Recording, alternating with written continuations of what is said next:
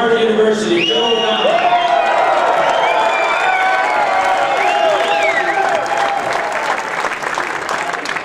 Joe O'Donnell has led a life that indeed Horatio Alger will be most proud of. The proud son of an Everett, Massachusetts policeman, he won scholarships, the Phillips Exeter Academy, and then to Harvard. At Harvard, among other things, he was a 3-year letterman on the varsity football team, all Ivy mentioned. He was a 3-year letterman on the baseball team, where he was both all East and all Ivy and the captain of that team. And indeed, the baseball field at Harvard is now named for Joe O'Donnell because of his great generosity. When he finished at Harvard, he moved on to the Harvard Business School, and indeed became an important part of it as an associate dean. And then in 1976, he embarked on a spectacularly successful business career, starting with a small company he founded called Boston Culinary Group. That company has grown and been nurtured, merged, now known as Centerplate. It is now the nation's largest food service operator for pro sports teams, convention centers, movie theaters, with 50,000 employees. But perhaps more importantly for Joe, his enormous success allowed him to become an extraordinary philanthropist and servant to his community. He has been for many years a great champion in the fight against cystic fibrosis. He has been part of numerous other charitable causes, selflessly giving once again, as we've seen with other honorees, his time, his resources, his energy, and his passion. And indeed, speaking of passion, he has served Harvard University well for more than 40 years. He has provided scholarships for Harvard College, scholarships for the business school. He is indeed a true son of Harvard. And Harvard University, I'm sure, is as proud of him as he is. Yes, we are. Ladies and gentlemen, from Harvard University, Joe O'Donnell.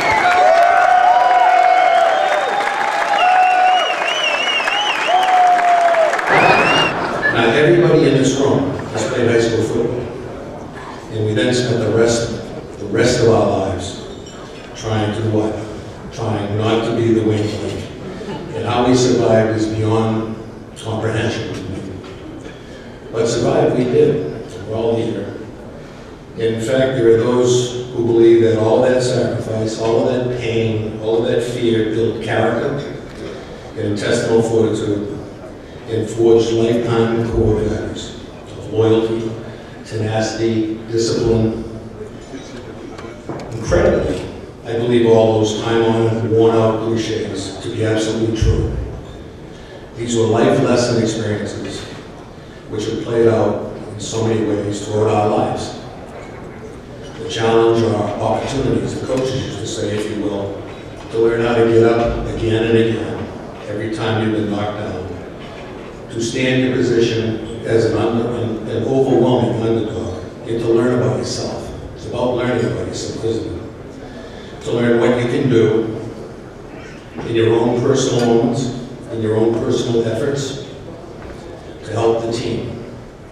That what you do, or try to do, really does matter. Because you help shape the outcome. Or if you don't help shape the outcome, you motivate others who do, just like in life. Even if it is without recognition, when you grow in the process, and you learn about life and reality and yourself.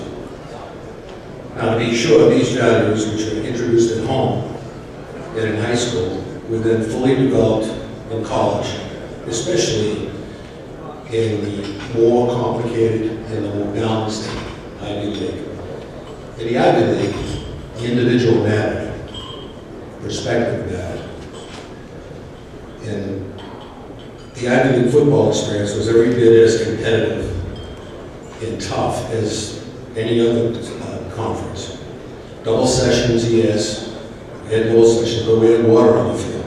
Life lessons everywhere, but balanced in such a different philosophy and perspective than any of us were accustomed to. I remember the first day of practice at Harvard football, at freshman football. Henry Lamar, 72 years old, lined us all up in the end zone with an incredibly huge grin. First time I had ever seen a coach smile. And he said, after looking us over, boys, you're small, but you're slow. And I thought a joke, a smile from the football coach, was like dreaming, and then I thought, welcome to Harvard, and welcome to the Ivy League. This is going to be great. And over the next 4 years, I played with and against so many talented players, some who played in the NFL, others who could have, and so many who have gone on to distinguish all of you in this room, leadership positions in their careers. The Ivy League was different. Football practice started at 4 o'clock in the afternoon, and that's because that's when 20 of our pre-med students, our teammates, finished their labs. And no one was ostracized for taking a day to travel to Washington to protest one way or the other. We all learned that was important, perhaps even as important as our football practice. You think that was happening in the Big Ten? I'm sure all of you remember, all of you players remember, the road trips on the bus or the plane, that first plane trip we ever took, talking about everything, families, Vietnam, Wall Street, the Peace Corps. A lot of learning took place on those trips. And the understanding was that we Ivy League football players were individuals, grounded in core values, who came to college to prepare for life and to do many, many things. And football was really important, but not the only element of our college experience. And that spending 25 hours a week playing football was an opportunity to grow and to learn and to better prepare for life.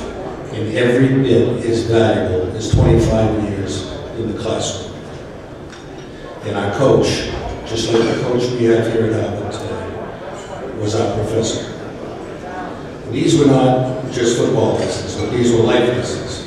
And they play out over and over again throughout our lives, guiding us in making the difficult personal, family, and professional decisions and choices which present themselves to us every day.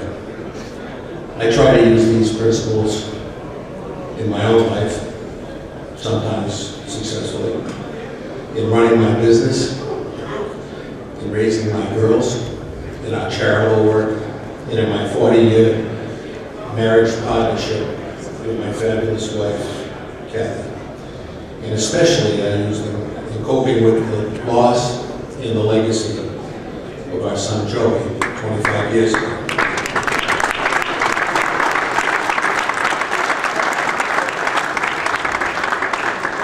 And that's what Ivy League football has meant to me, and I'm sure to so many of you. Lastly, I want to recognize my fellow honorees who have played out their lives in such an exemplary way, and thank them for their part in this effort. To be honored in your own house, this is your own house, is the highest honor of all, and the Ivy League is your house. And I also want to thank everybody and salute all of you who have come here tonight. Any one of you could be up here tonight. You can imagine what this special honor means to me and my family. And I want you to know how grateful